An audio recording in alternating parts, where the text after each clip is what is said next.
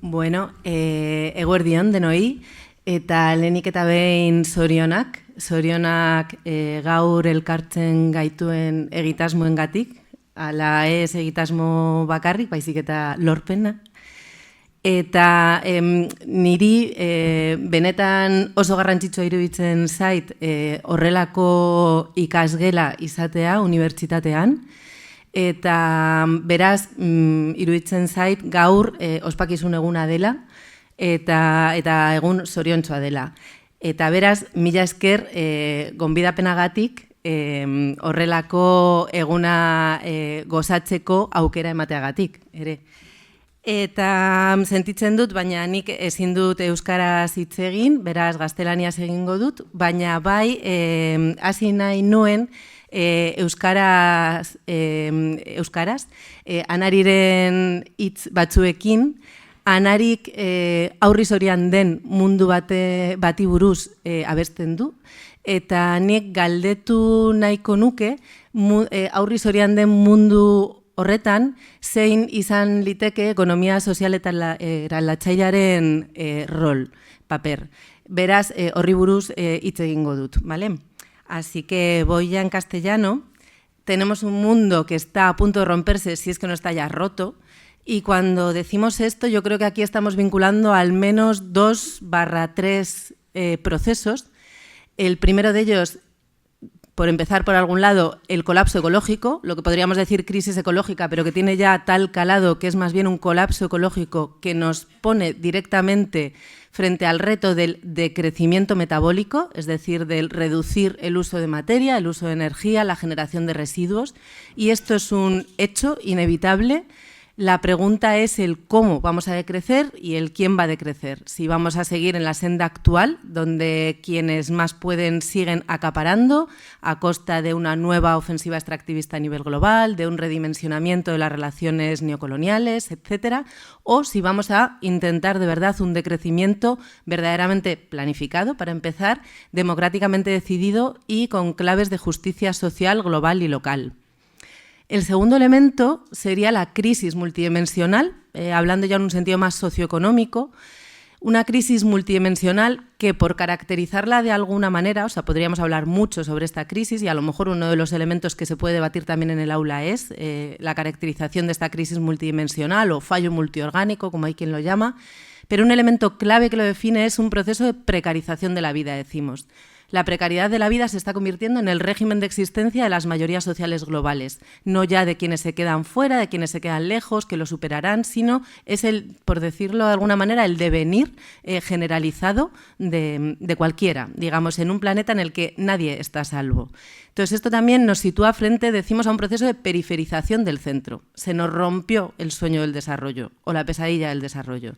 Y en este contexto de periferización del centro y de precarización de la vida, ¿qué hacemos? ¿Qué reordenamiento del sistema socioeconómico necesitamos o podemos construir, ¿no? Y todo esto, este proceso de crisis multidimensional y de colapso ecológico, creemos que se vincula directamente con el hecho de tener un sistema socioeconómico imperante donde la vida no es el eje vertebrador, ni la vida humana, ni el conjunto de lo vivo, sino que es al revés, es el elemento a explotar en beneficio de, eso sí, unas pocas vidas humanas que, por decirlo de alguna manera, se sitúan en el vértice, ¿no? Entonces, a esto lo hemos llamado desde el feminismo conflicto capital-vida, lo podemos llamar como queráis, ¿no? Pero creemos que expresa, o sea, que todo esto no surge porque sí, sino que surge a consecuencia de un sistema socioeconómico que está fundamentado en un conflicto estructural e irresoluble, decimos, con la vida. Y todo esto sucede en el marco donde es que al capitalismo también le va mal. O sea, el capitalismo también tiene que hacer lo que no ha hecho nunca, que es seguir con su proceso de crecimiento, entre comillas, con una base metabólica decrecida. Esto no lo ha hecho nunca, y además con lo que le está costando y con las enormes dificultades para encontrar una nueva onda larga de acumulación que nos sitúa, entre otras cosas, muy a las puertas de que la destrucción masiva vinculada a la guerra sea la nueva forma de recuperarse un capitalismo que está roto él mismo, ¿no? Entonces, en este contexto, todo este contexto, ¿qué nos dice? Yo diría que nos dice al menos dos cosas. Una, que lo que está en riesgo es la vida, ni más ni menos, la vida colectiva, la vida del planeta. Las vidas individuales tienen niveles mayores o menores de riesgo según donde nos coloquemos cada quien, pero como conjunto vital estamos en riesgo.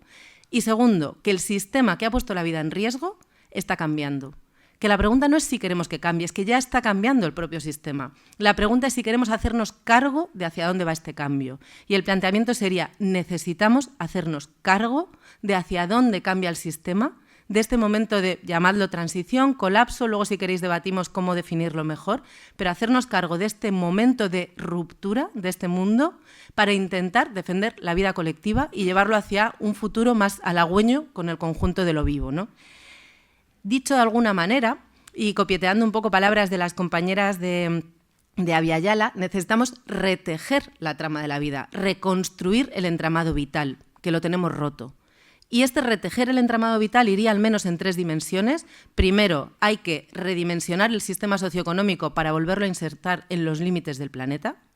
Segundo, hay que construir esferas socioeconómicas que sean capaces de hacerse cargo de la vida colectiva, o sea, que las vertebre una responsabilidad compartida sobre la vida común, y me centraré más sobre este segundo elemento.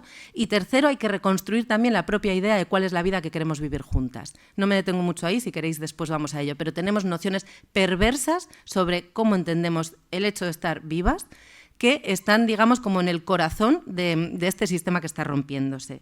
Y la cuestión es, ¿y qué papel puede jugar en todo esto la economía social, solidaria, transformadora, feminista, antirracista, etcétera?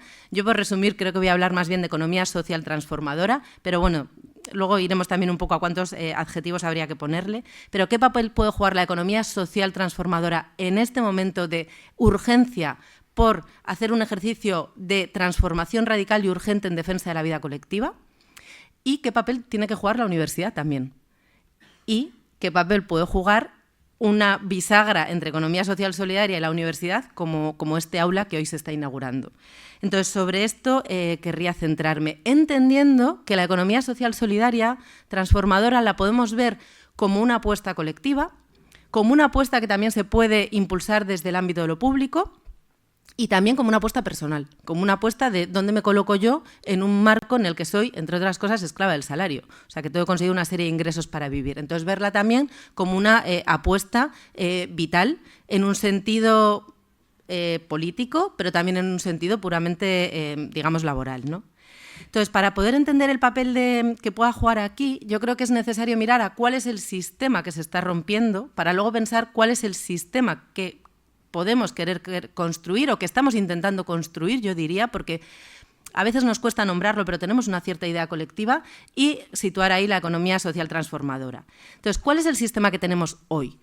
A quienes hemos estudiado economía, yo estudié, me intentaron adoctrinar en el economicismo más ortodoxo en la Carlos III en Madrid, nos enseñaron que la economía estaba conformada por ese mundo de las instituciones públicas y de las empresas con su ánimo de lucro, que además, persiguiendo el máximo interés individual, podían conseguir el máximo interés colectivo, mano invisible del mercado, a través fundamentalmente de derramar su crecimiento al conjunto social en clave de empleo, bien dirigido por las políticas públicas. O sea, un Estado cuyo papel se reduce a favorecer la acción de mercado y corregir algunas imperfecciones.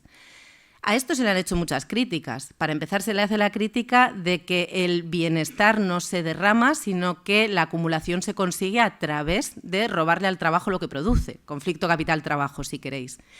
Y esta idea del conflicto capital-trabajo, digamos que estaría sería como una crítica de base, pero a esta crítica le hemos ido añadiendo desde otras perspectivas críticas más elementos. En primer lugar, la cuestión de que lo que se explota no es solo el trabajo, sino que se explota el ecosistema, se explota la naturaleza, que se considera únicamente un medio de producción. Ya el nombrecito es el medio ambiente, en vez de entender que es aquello de lo que somos una partecita pequeña, ¿no?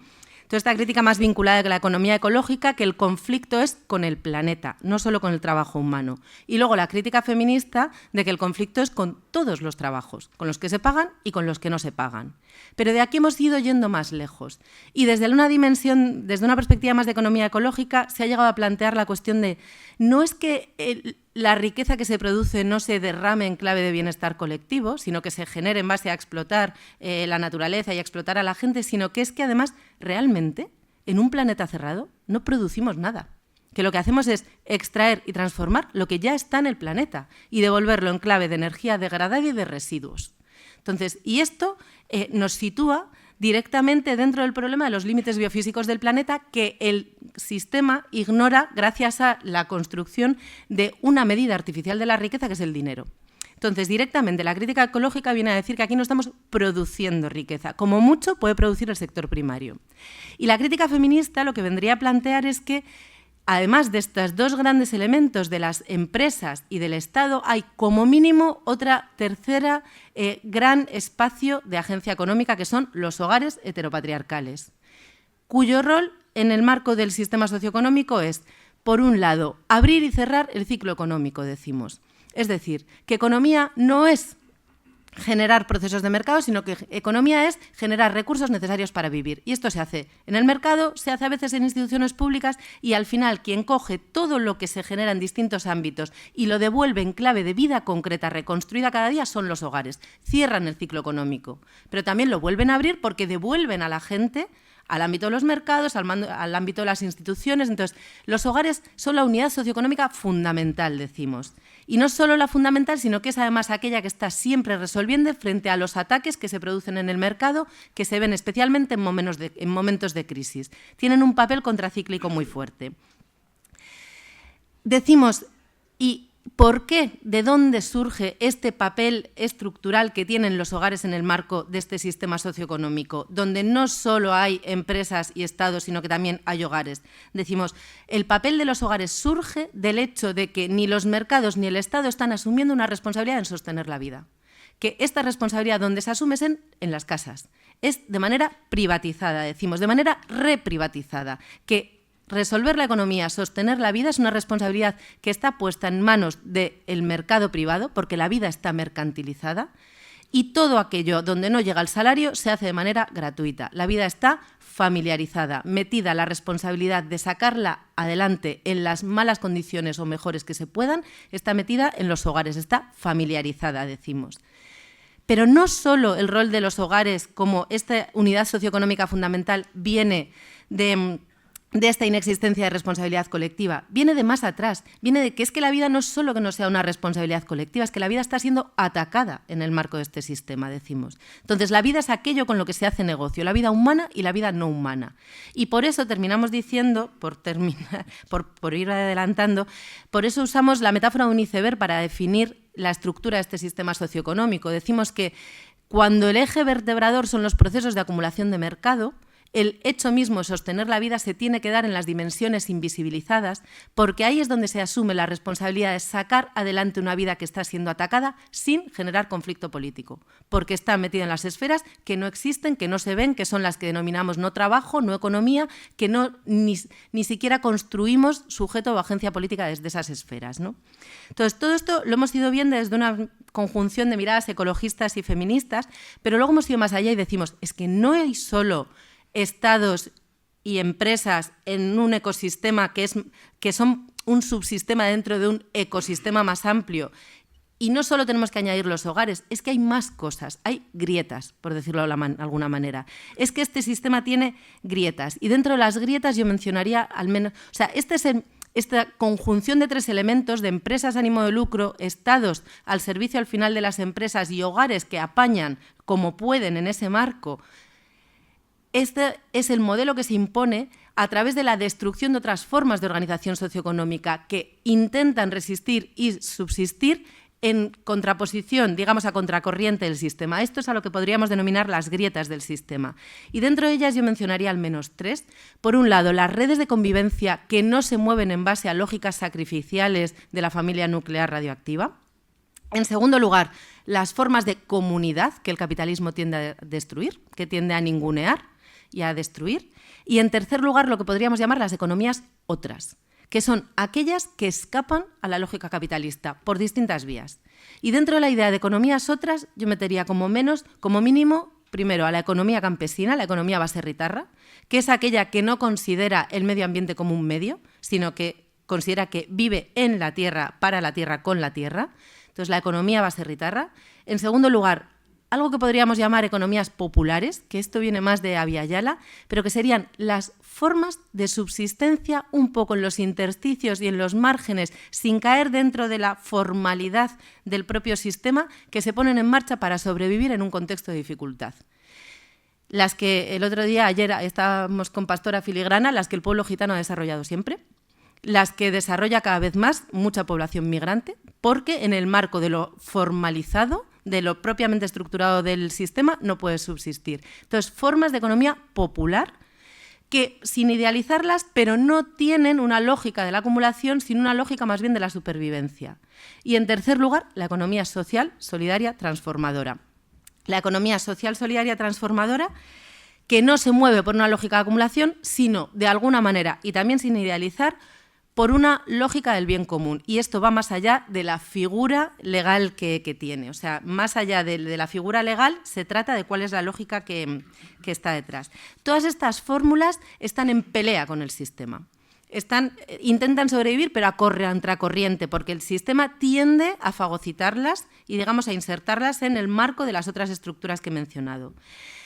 En este marco, ¿qué necesitamos? Necesitamos una ruptura frontal con el sistema que se ha roto. Y a esta ruptura la podemos llamar como queramos. La podemos llamar, si queréis, de crecimiento, aunque la palabra no engancha mucho.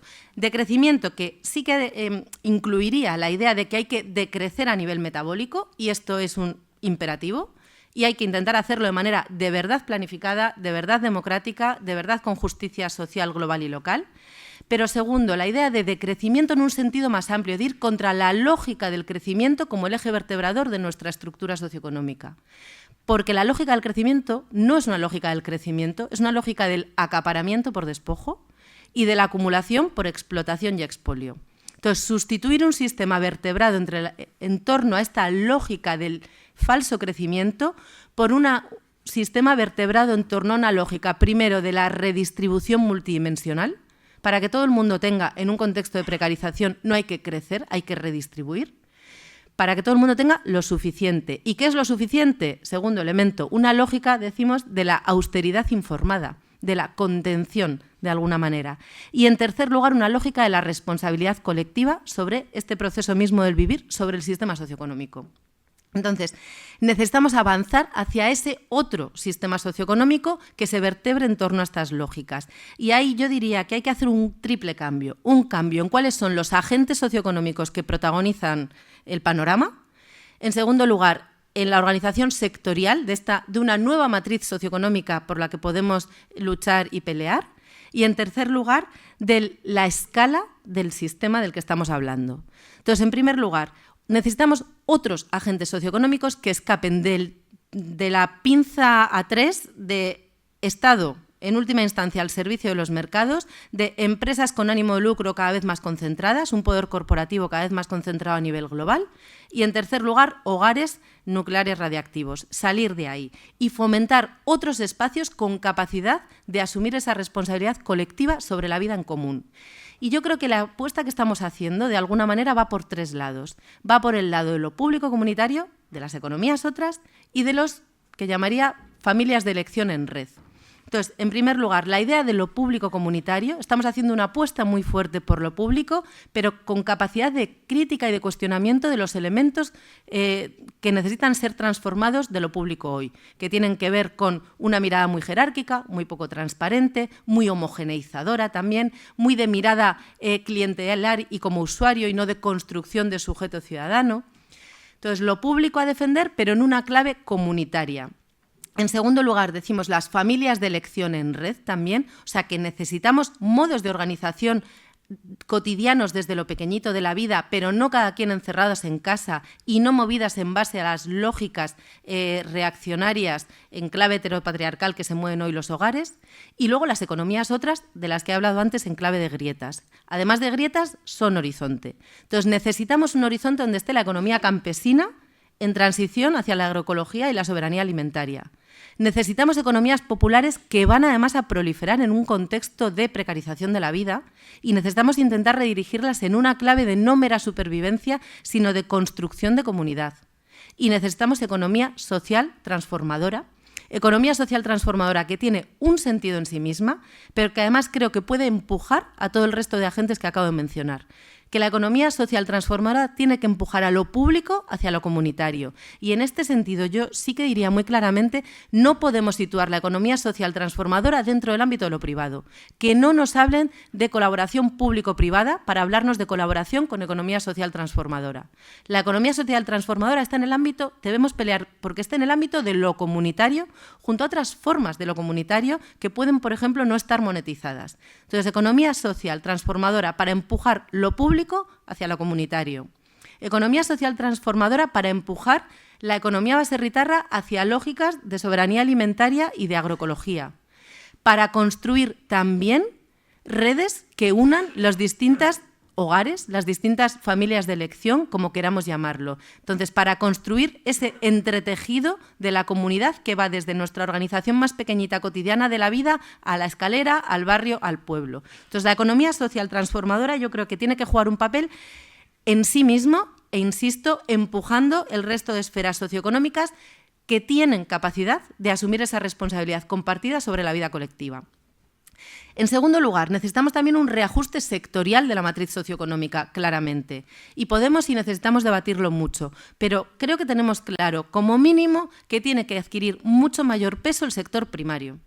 Entonces, el sector agrario y ganadero tiene que adquirir, bueno, y pesquero también. El sector primario tiene que adquirir mucho más peso en toda clave, desde el territorio, la tierra que ocupa, a los recursos monetarios que ponemos en ello, al tiempo de vida que le dedicamos, sea tanto cultivando como cocinando. Entonces, mucho mayor peso del sector primario, mucho mayor peso también del sector de cuidados, con todos los debates sobre qué metemos y qué dejamos de meter aquí, que eso es un elemento también fundamental. Pero el sector de cuidados tiene que ocupar también mucho más espacio de nuestra organización socioeconómica. Y luego hay otros sectores que se tienen que reducir claramente. Aquí siempre hablamos del de transportes y, bueno, obviamente el de transportes debe reducirse.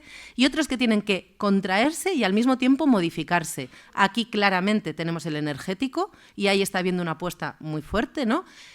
Y meteríamos también, creo que habría que meter, y aquí tenemos un debate, el sector industrial. O sea, necesitamos pasar de una idea de una industria fuerte, grande, internacionalizada y cada vez más digitalizada, hacia una idea de una industria más pequeña, más de corte artesanal, más simplificada y arraigada al territorio. Entonces, la economía social transformadora tiene que integrarse dentro de esta nueva matriz socioeconómica, de este reajuste de sectores. Esto significa decir, por decirlo de alguna manera, que no vale cualquier cosa que nos dé pasta si nos organizamos de manera cooperativa.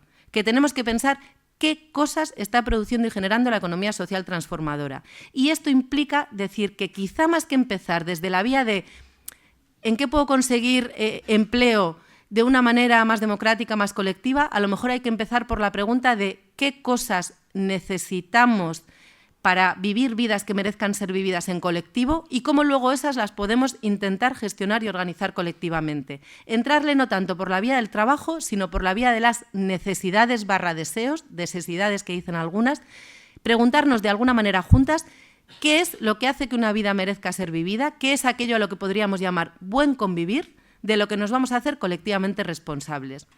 Esto puede parecer muy abstracto, pero significa decir, por ejemplo, cuánto podemos apostar a que la economía social transformadora ofrezca servicios turísticos. O sea, en qué medida el turismo tiene que formar parte de nuestra matriz socioeconómica, digamos, futura, ¿no? Entonces, segundo lugar, insisto, juega un papel en ese reajuste sectorial en la medida en que vinculemos la apuesta por economía social transformadora con la pregunta sobre qué es el buen convivir, cuál es la vida en común de la que queremos hacernos colectivamente responsables y, por tanto, a qué sectores le tiene que apostar la economía social transformadora. Y, en tercer lugar, necesitamos rearraigar la matriz socioeconómica al territorio. Entonces, frente a la idea que cuanto más grande, más lejos, más grande, más complejo, más digitalizado, mejor, lo contrario. Cuanto más cercano al territorio, más arraigado al ecosistema propio, más pequeño y más simplificado, mejor. Entonces, esta es una apuesta por desescalar, claramente, y es una apuesta también, yo creo, por simplificar los procesos socioeconómicos y por desespecializar. Entonces, por un triple motivo. En primer lugar, por sostenibilidad medioambiental, porque es insostenible, por ejemplo, traer los alimentos de la otra punta del mundo. En segundo lugar, por democracia de base, porque cuando la cosa es muy grande es muy fácil desentenderte, yo no sé cuál es mi papel en esto que es demasiado grande. Y en tercer lugar, por capacidad de construir corresponsabilidad en eso de sostener la vida colectiva. Porque si yo no veo ni las implicaciones de lo que hago, no me voy a hacer responsable de ello. Entonces, por varios motivos necesitamos rearraigar, acercar, acortar. Y también simplificar y desespecializar. Y desdigitalizar, al menos hasta cierto punto. Y aquí creo que hay que resistirse a cantos de sirena que nos van a venir del sistema a la economía social transformadora. El canto de sirena del crecer, del internacionalizarse, entonces resistirse a ello. El canto de sirena del tecnologizarse, digitalizarse también. Entonces, del especializarse. Yo creo que los parámetros que tendrían que seguir son otros, digamos. Si este podría ser de algunos elementos del papel que podría jugar en un momento de transición en defensa de la vida colectiva a la economía social transformadora, ¿cuál podría ser el papel? ¿Cuál tiene que ser el papel de la universidad y el papel de un aula como esta? Y aquí quería mencionar 4 puntos y con esto terminaría. Creo que necesitamos una universidad y un aula en concreta que tenga capacidad de construir conocimiento vivo. Y conocimiento vivo es aquel que es capaz de construir de verdad retroalimentación entre la teoría y la práctica. Yo vengo más de la economía feminista, que ha sido más una mirada teórica a una economía que de feminista no tenía nada. Y ahora se está intentando construir economía feminista en el sentido de otros flujos de trabajo y de recursos que sí respondan a parámetros feministas, sobre todo de mano de las compañeras del ámbito de economía social solidaria. La economía social solidaria viene quizá del otro lado, de una práctica distinta que luego se intenta pensar. Entonces, tiene que haber un ida y vuelta permanente entre la capacidad de pensar y la capacidad de poner en práctica. No empieza ni acaba el flujo en ningún sitio, sino que tiene que ser un flujo que esté constantemente retroalimentándose y que en esta retroalimentación permita ir pensando el papel que está jugando ya en el proceso del que hablaba antes, con las preguntas que planteaba antes, y el que queremos que juegue. Entonces, para poder responder las preguntas que estaba intentando plantear, necesitamos un conocimiento vivo que consiga retroalimentar, insisto, teoría y práctica. En segundo lugar, necesitamos un conocimiento que sea político, que sea explícitamente político, por decirlo de alguna manera, que se manche. Porque sabemos que no hay ningún conocimiento que sea objetivo, que no tenga valores políticos detrás. Entonces, la valentía de decirlos, de expresarlos cuáles son y aceptar mancharse. Y aceptar mancharse significa distintas cosas. Significa, por ejemplo, que se manche en denunciar la falsedad del capitalismo verde digital como la solución a la crisis multidimensional que nos están vendiendo. Y que significa que se atreva a mancharse en el sentido de denunciar de qué maneras ese capitalismo verde digital, que cada vez más se desvela como un capitalismo verde militar digital, intenta reapropiarse, cooptar o desactivar a la economía social transformadora. Yo diría, por ejemplo, con cantos como los que he dicho antes, a la internalización, a la digitalización, a la hiperespecialización. Entonces, intentar denunciar esto, y eso es mancharse. Mancharse también significa decir qué es verdaderamente economía social transformadora. Si no es feminista, ¿lo es? ¿Qué significa que sea feminista? Si no es antirracista, ¿lo es? ¿Qué significa eso? Pero además de estas preguntas grandes, por ejemplo, la pregunta de ¿qué escala puede tener la economía social transformadora para seguir siéndolo? ¿Qué niveles de democracia verdadera? ¿Mondragón es economía social transformadora? Entonces, ¿o Fundación Matías forma parte de la economía social transformadora? Entonces, hay que mancharse con esto y atreverse a decir cosas, y no lo digo en un sentido ni de censura ni de leer la cartilla a nadie. Lo digo en un sentido de no perder el rumbo, porque si no es muy fácil perder el rumbo con los cantos de sirena que te vienen de fuera o con las inercias que tenemos. Inercias al productivismo, al no parar nunca. Inercias a replicar la división sexual del trabajo. Inercias a dejarse fuera a quienes ya están fuera de nuestras comunidades más blancas, por ejemplo. Entonces, para enfrentar también las inercias, y insisto, no es de un ejercicio de leer la cartilla ni de culpabilizar, sino de honestidad y de intentar tener una actitud autorreflexiva, tenemos que mancharnos políticamente. En tercer lugar, necesitamos un conocimiento que sea colectivo y popular. Siempre decimos que todo conocimiento es colectivo. O sea, nadie se inventa nada en su casa así sola ni solo, sentado y pensando. Todo lo construimos en colectivo, pero vivimos en un sistema que tiende a individualizar plenamente el conocimiento. Y la universidad está de lleno metida en esta individualización del conocimiento, individualización de los réditos académicos, tanto para el profesorado como para el alumnado. Entonces, ¿cómo podemos, en el marco de un sistema universitario que individualiza el conocimiento, cómo podemos hacer esta defensa del conocimiento colectivo? Yo creo que esto, yo como no estoy dentro de la universidad, al menos de momento, no conozco bien los intríngulis, pero creo que exige muchísima inteligencia colectiva, porque luego los mecanismos de evaluación van a ser individualizados, porque los mecanismos de citación solo reconocen, o sea, no reconocen el conocimiento amplio y colectivo, sino que tiene que tener nombre y apellidos. Entonces, inteligencia colectiva con el objetivo de hacer conocimiento colectivo y conocimiento popular.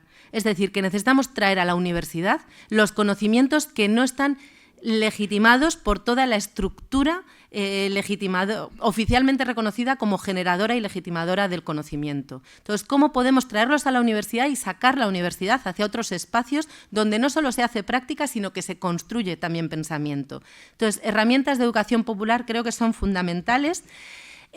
Y como decía una compañera, educación popular no significa todas hacia abajo, sino al revés, todas hacia arriba, pero una hacia arriba donde quepamos todas de verdad. Y esto creo que también se vincula con tener una actitud que no sea tanto de pedagogía, de ven aquí que te voy a enseñar lo que no sabes, sino que sea más de contagio, de verdad ser capaz de escuchar, de compartir y de cambiar. Y esto también es fundamental para el otro elemento que forma parte de lo colectivo, que es necesitamos un diálogo radicalmente horizontal de miradas críticas, porque la cosa es muy complicada y aquí nadie tiene el todo de la verdad. Y un diálogo radicalmente horizontal no es un turno de palabras, es otra cosa muy distinta. Entonces, un conocimiento colectivo y popular. Y por último, un conocimiento con cuerpo. Y un conocimiento con cuerpo puede significar muchas cosas, pero yo querría al menos decir dos. Primero, que no caiga, que el funcionamiento de este aula no caiga en dinámicas que son directamente invivibles para quienes las ponen en marcha y para quienes tienen luego que introducirse en ellas, ¿no? Entonces, que no sea invivible, y aquí hay muchísimo trabajo por parte de, sobre todo, las compañeras feministas que están en el mundo de economía social transformadora. Y, en segundo lugar, un conocimiento con cuerpo significa, yo creo, en este momento, un conocimiento que tenga capacidad de politizar el malestar. O sea, estamos viviendo un momento de muchos dolores individuales y colectivos, de muchas sensaciones de miedo, de fracaso, de fraude, de angustia, de soledad, de desarraigo. Entonces, creo que un aula como esta tiene que permitir nombrar esos malestares, entender cuáles son sus raíces sistémicas y ofrecer herramientas de sanación colectiva. Entonces, creo que un aula como esta puede ser también un aula que se convierta en un espacio para politizar el malestar y que dé un lugar o que ofrezca pequeños elementos y pequeñas herramientas para hacer ese ejercicio de sanación colectiva. Y esto, entre otras cosas, significa resistirse también a las violencias que se dan en el marco de la universidad. Porque en la universidad hay también muchas violencias. Hay violencias clasistas, hay violencias machistas, hay violencias racistas, hay violencias transfobas. Entonces, hacer un ejercicio también como fuerte de que esto sea un espacio de sanación colectiva y no digamos, un espacio seguro frente a las multiplicidades de violencias que se pueden dar en el marco universitario. Y bueno, yo con esto acabo. Mila esker entzuteagatik eta bueno, zuei entzuteko gogo handiarekin. Eskerrik asko.